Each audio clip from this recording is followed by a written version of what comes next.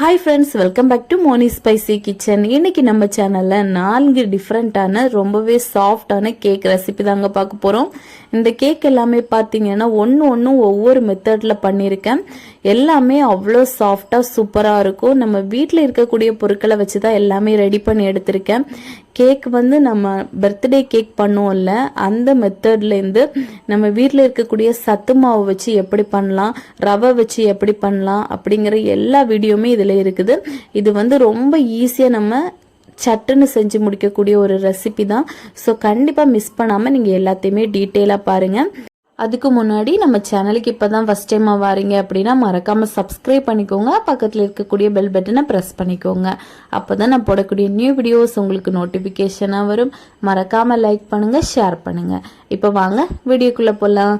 First recipe என்னன்னு பார்த்தீங்கன்னா, சத்து மாவில் எப்படி ஈஸியாக கேக் பண்ணலான்னு. சத்து மாவு வச்சு ரொம்பவே சூப்பரான சாஃப்டான ஸ்பாஞ்சியான கேக் எப்படி செய்யலான்னு நாங்கள் பார்க்க போகிறோம். இது வந்து 30 நிமிஷத்தில் நம்ம வீட்டில் இருக்கக்கூடிய மிக்சர் ஜாரை யூஸ் பண்ணி ரெடி பண்ணியிருக்கோம். அதனால நீங்கள் நினச்ச நேரத்துக்கு கண்டிப்பாக இது செஞ்சு சாப்பிடலாம். அவ்வளோ டேஸ்டியாக இருக்கும். குழந்தைங்கள்லேருந்து பெரியவங்க வரை எல்லாருமே ரொம்ப விருப்பப்பட்டு சாப்பிடுவாங்க. இப்போ வாங்க இது எப்படி செய்யலாம் அப்படிங்கிறத நம்ம வீடியோ பார்த்து தெரிஞ்சுக்கலாம். அதுக்கு முன்னாடி நம்ம சேனலுக்கு இப்போ தான் ஃபஸ்ட் டைமாக வந்திருக்கீங்கன்னா மறக்காமல் சப்ஸ்கிரைப் பண்ணிக்கோங்க. பக்கத்தில் இருக்கக்கூடிய பெல் பட்டனை ப்ரெஸ் பண்ணிக்கோங்க. அப்போ தான் நான் போடக்கூடிய நியூ வீடியோஸ் உங்களுக்கு நோட்டிஃபிகேஷனாக வரும். மறக்காமல் லைக் பண்ணுங்கள், ஷேர் பண்ணுங்கள். இப்போ வாங்க நம்ம வீடியோக்குள்ளே போகலாம். இப்போது இந்த சத்து மாவு கேக் பண்ணுறதுக்காக நான் மிக்சர் ஜார் எடுத்துகிட்டு இதில் சரியாக 1.5 கப் அளவுக்கு சத்து மாவு எடுத்திருக்கேன். சத்து மாவு பார்த்திங்கன்னா நீங்கள் அங்கன்வாடி சத்து மாவாக இருந்தாலும் பரவாயில்ல, இல்லை கடையில் வாங்கினது, இல்லை வீட்டில் ரெடி பண்ணது எதுவாக இருந்தாலும் நீங்கள் வந்து எடுத்துக்கலாம். சரியான அளவுகளோடு எடுத்துக்கோங்க. இப்போ நம்ம சத்து மாவு எடுக்கும்போது அது கொஞ்சம் திருன்னு இருக்கும். அது நல்லா பவுடர் பண்ணி ஃபஸ்ட்டு நம்ம எடுக்கணும். நான் மிக்சர் ஜாரை நல்லா ஒரு ஓட்டி இந்த மாதிரி நல்லா பொடி பண்ணி எடுத்து வச்சுருக்கேன். இப்போது இது கூடவே சர்க்கரை சேர்க்க போகிறோம். ஆல்ரெடி சத்து மாவில் பார்த்திங்கன்னா இனிப்பு இருக்கும், இருந்தாலும் நம்ம சேர்த்துக்கணும். அப்போ தான் நல்ல டேஸ்டியாக இருக்கும். சர்க்கரை பார்த்திங்கன்னா 1/4 கப்பு ப்ளஸ் 2 டேபிள் ஸ்பூன் அளவுக்கு நான் வந்து சேர்த்துருக்கேன். கரெக்டான மெஷர்மெண்ட்டில் சேர்த்துக்கோங்க. அப்புறமா இது கூட வாசனைக்காக 3 ஏலக்காய். உங்களுக்கு ஏலக்காய் வாசனை பிடிக்காது அப்படின்னா நீங்கள் இதுக்கு பதிலாக வெண்ணிலா எசன்ஸ் கூட சேர்த்துக்கலாம். அப்புறமா 1/4 கப் அளவுக்கு எண்ணெய் சேர்த்துக்கோங்க. வாசனை இல்லாத எண்ணெயை யூஸ் பண்ணுங்கள். நம்ம வீட்டில் குக்கிங் யூஸ் பண்ணுவோம்ல, அந்த எண்ணெய் எடுத்துக்கோங்க. அப்புறமா ஒரே ஒரு முட்டை வாசனை உங்களுக்கு பிடிக்காது அப்படின்னா நீங்கள் இதுக்கு பதிலாக 1/4 கப் அளவுக்கு தயிர் சேர்த்துக்கலாம். அதுவும் ரொம்ப சூப்பராக வரும். இப்போ இது எல்லாத்தையும் சேர்த்துட்டு நம்ம ஒரு ஓட்டி எடுத்துகிட்டு வந்துட போகிறோம். நல்லா அரைச்சி எடுத்துகிட்டு வந்துடுங்க. இப்போ நம்ம இதை அரைச்சி எடுத்துகிட்டு வந்துடலாம். பாருங்கள், இந்த மாதிரி நல்லா அரைச்சி எடுத்துகிட்டு நம்ம வந்துடணும். இப்போ வந்து இதை ஒரு பவுலுக்கு நம்ம மாற்றிடலாம். இப்போ பார்த்தீங்கன்னா நான் பவுலுக்கு மாற்றிட்டு இது கூடவே 1/2 கப் அளவு பால் எடுத்து அதை கொஞ்சம் கொஞ்சமாக சேர்த்து நல்லா நம்ம மிக்ஸ் பண்ணி எடுத்துக்கணும். நல்ல ஒரு ஃபோக்கோ விஸ்கோ வச்சு இந்த மாதிரி நல்லா கலந்து எடுத்துக்கோங்க. அப்போ தான் இதில் எந்த கட்டிகளும் இருக்காது. நல்ல நைஸாக நம்மளுக்கு இட்லி மாவு பதம் இருக்கும்ல, அதே பதத்துக்கு தான் வரணும். அது வரைக்கும் நல்லா இந்த மாதிரி கலந்து எடுத்துகிட்டே இருங்க. இப்போ வந்து நம்ம மிச்சமாக இருக்கக்கூடிய அந்த பாலையும் சேர்த்துடலாம். இந்த மாதிரி சேர்த்துட்டு நல்லா இந்த மாதிரி கலந்து விடுங்க. இப்போ பாருங்கள், நம்ம நல்லா கலந்தாச்சு. இந்த மாதிரி இருக்கணும் இட்லி மாவு பதத்துக்கு. அப்புறமா இது கூடவே 1/2 ஸ்பூன் அளவுக்கு பேக்கிங் சோடா வந்து நான் சேர்த்துருக்கேன். அப்புறமா 1 ஸ்பூன் அளவுக்கு பேக்கிங் பவுடர் வந்து சேர்த்துருக்கேன். உங்ககிட்ட பேக்கிங் பவுடர் இல்லை அப்படின்னா நீங்கள் 1 ஸ்பூன் அளவுக்கு பேக்கிங் சோடா சேர்த்துக்கோங்க, அதாவது ஆப்ப சோடா. சேர்த்துட்டு லைட்டாக ஜென்டிலாக இந்த மாதிரி மிக்ஸ் பண்ணி விட்டால் போதும். ஓவர் மிக்ஸ் நம்ம இனிமேல் பண்ணக்கூடாது. இந்த மாதிரி ஜென்டிலாக மிக்ஸ் பண்ணி நம்ம எடுத்து மாற்றி வச்சிடலாம்.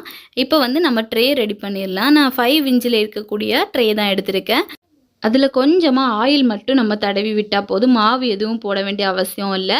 இப்போ இதில் வந்து நம்ம ஆல்ரெடி ரெடி பண்ணி வச்சுருக்க அந்த பேட்டரை வந்து விட்டுறலாம். முழுவதுமாக எல்லாத்தையுமே இதுக்குள்ளே விட்டுருங்க. இப்போ பார்த்தீங்கன்னா நம்ம எல்லாத்தையும் இதில் சேர்த்தாச்சு. சேர்த்ததுக்கப்புறமா ஒரு தடவை இந்த மாதிரி டேப் பண்ணி விடுங்க. அப்போ தான் ஏர் பபிள்ஸ் எதுவும் உள்ளே இல்லாமல் இருக்கும். இப்போ சேர்த்தாச்சு. நான் குக்கரில் தான் இன்றைக்கி வேக வச்சு எடுத்துக்க போகிறேன். ஃபஸ்ட்டு வந்து மூடி போட்டு ஒரு 5 மினிட்ஸ்க்கு நல்லா ப்ரீஹீட் பண்ணிவிட்டு அதுக்கப்புறமா நம்ம ரெடி பண்ணி வச்சுருக்க அந்த ட்ரேயை வந்து உள்ளே வச்சிடலாம். வச்சுட்டு இப்போ மூடி போட்டு ஒரு 25 நிமிஷத்துக்கு லோ ஃப்ளேமில் வேக விடுங்க. விசில் எதுவும் போட தேவையில்லை. இப்போ இது 25 நிமிஷம் கழித்து நம்ம பார்க்கலாம். இப்போ பாருங்கள், 25 நிமிஷம் ஆயிடுச்சு. நல்லா குக் ஆகிருக்கு. இப்போ வந்து ஒரு குச்சியோ கம்போ எடுத்து இந்த மாதிரி குத்தி பாருங்கள். ஒட்டாமல் வந்துச்சு அப்படின்னா நம்மளுக்கு நல்லா வெந்திருக்குன்னு அர்த்தம்.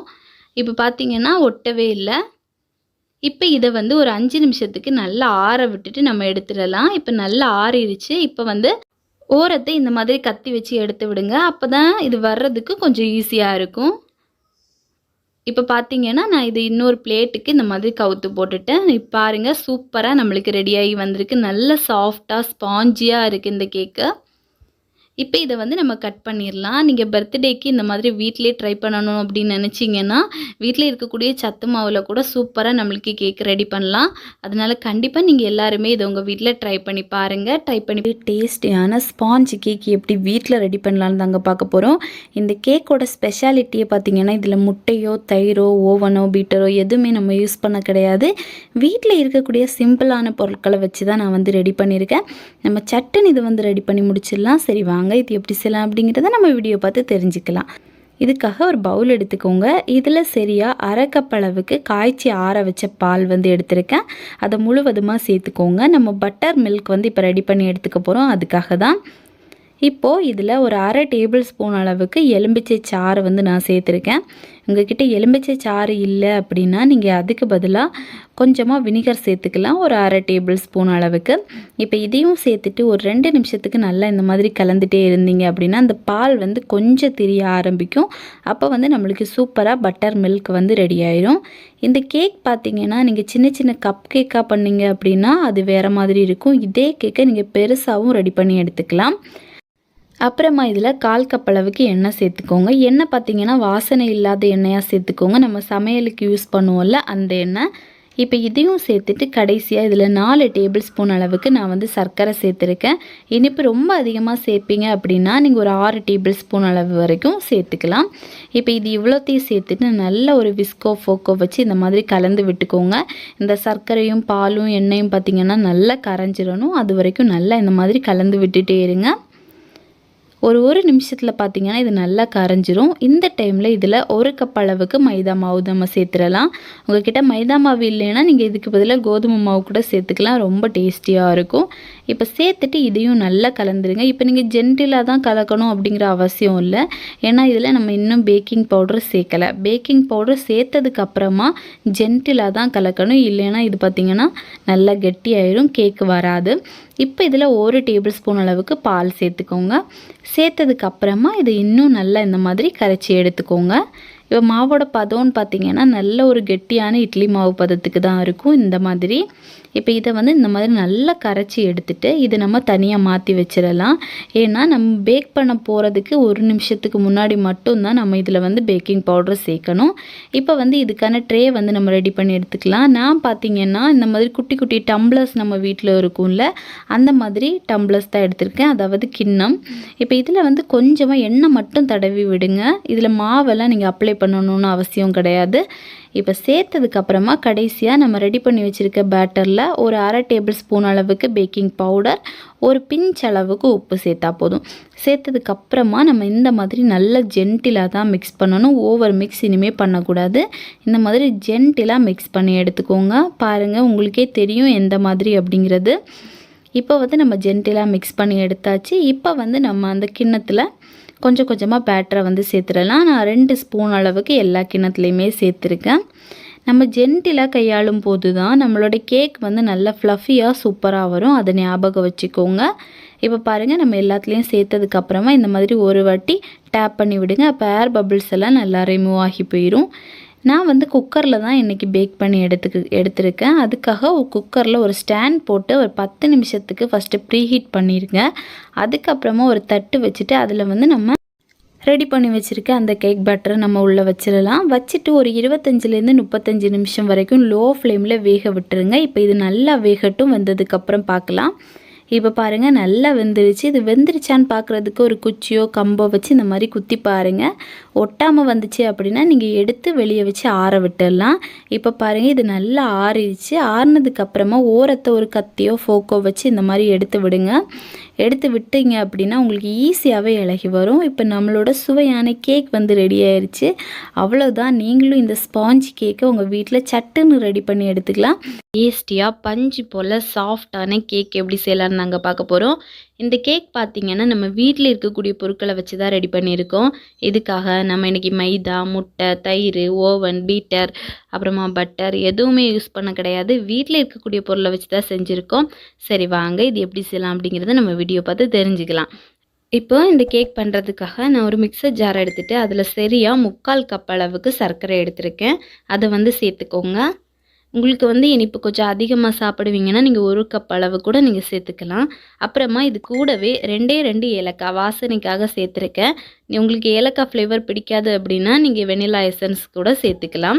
இப்போ அதை வந்து நம்ம அரைச்சி தனியாக எடுத்து மாற்றி வச்சிடலாம். ஒரு பவுலில் 1 கப் அளவுக்கு ரவா எடுத்துக்கோங்க. இன்றைக்கி ரவா வச்சு தான் நம்ம கேக்கு ப்ரிப்பேர் பண்ணியிருக்கோம். அதனால் ரவா எடுத்துக்கோங்க. இதில் வந்து அரை கப்புலேருந்து ஒரு 3/4 கப் அளவுக்கு நம்ம வந்து பால் சேர்க்கணும். நான் பார்த்திங்கன்னா ஃபஸ்ட்டு வந்து ஒரு அரை கப் அளவு பால் சேர்த்து அதை வந்து நல்லா இந்த மாதிரி கிளறி எடுத்துட்டேன். அதுக்கப்புறமா கொஞ்சம் கூட பால் சேர்த்து நான் வந்து கிளறி வச்சுருக்கேன். எதுக்காகனா இந்த ரவை பார்த்திங்கன்னா இந்த பால் கூட நல்லா ஊறணும். ஒரு 1/4 மணி நேரத்துக்கு இதை நல்லா நம்ம வந்து ஊற வைக்கணும். அதனால தான் இப்போ இதை நம்ம அப்படியே ஊற வச்சிடலாம். கொஞ்சம் பால் பார்த்திங்கன்னா கொஞ்சம் எக்ஸ்ட்ராவாக இருந்துச்சு அப்படின்னா தான் நல்லா ஊறும். அதனால தான் நான் 3/4 கப் அளவுக்கு சேர்த்துருக்கேன். இப்போ இது ஊறிட்டு இருக்கட்டும். அந்த டைமில் இன்னொரு பவுல் எடுத்துக்கோங்க. இதில் நம்ம அரைச்சி வச்சுருக்கக்கூடிய அந்த சர்க்கரை பவுடரை நம்ம வந்து சேர்த்துடலாம்.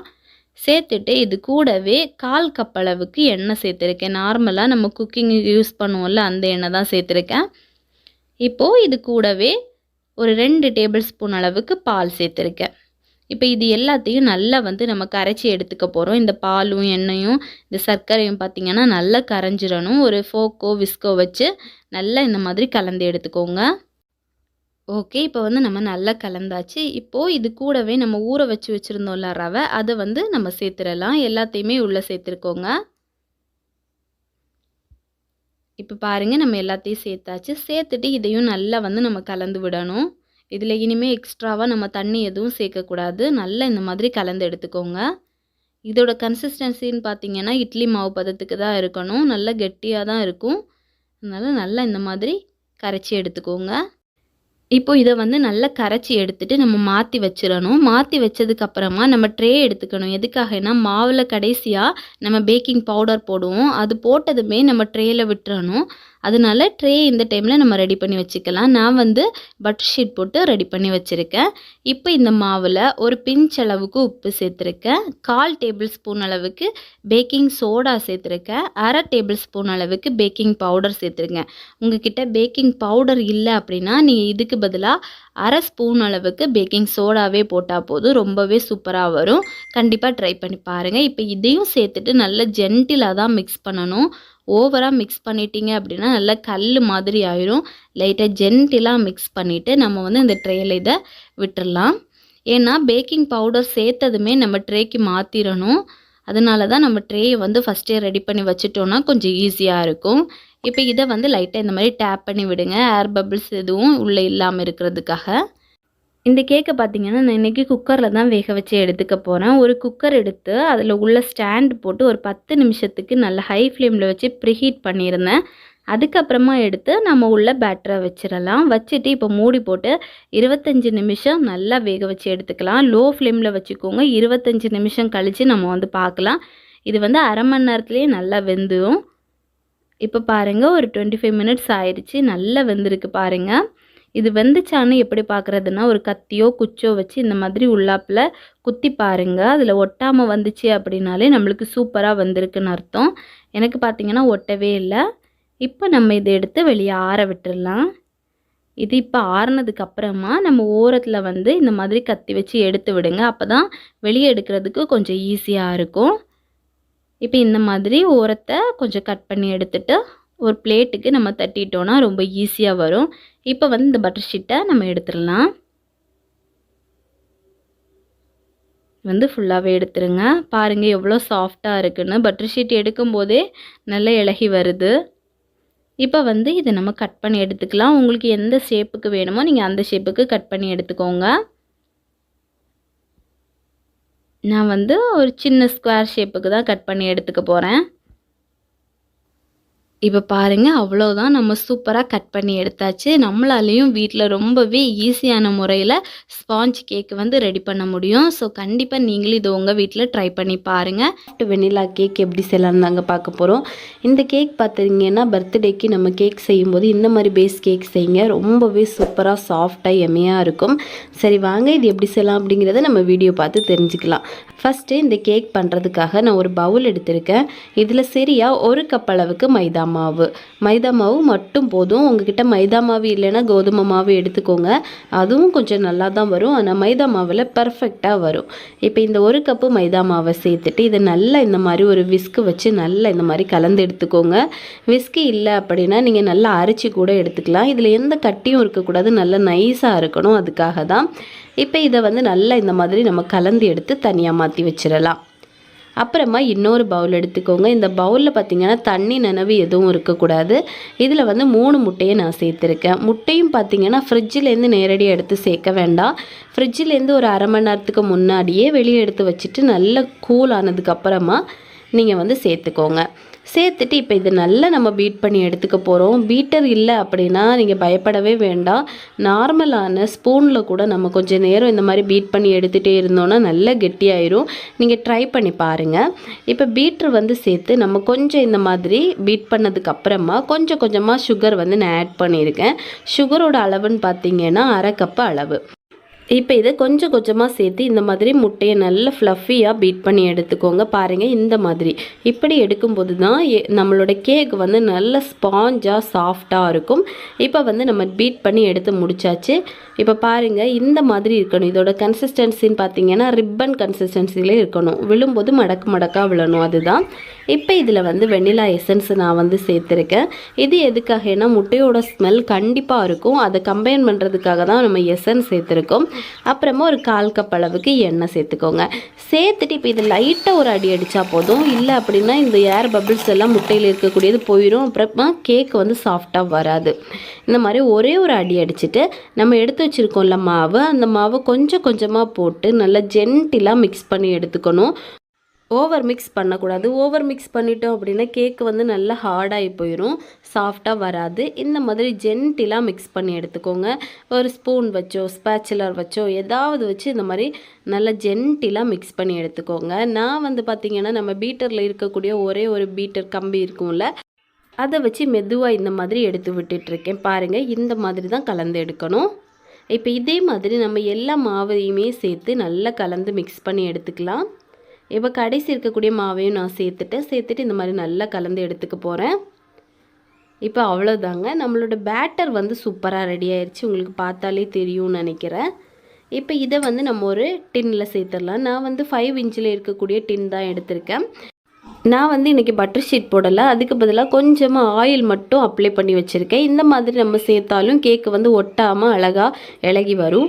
இப்போ இதில் நம்ம கலந்து வச்சுருக்கோம்ல பேட்டர், அது எல்லாத்தையும் கொட்டிடலாம். கொட்டிட்டு நல்ல ஏர் பபிள்ஸ் எதுவும் இல்லாமல் நல்லா டேப் பண்ணி எடுத்துக்கோங்க.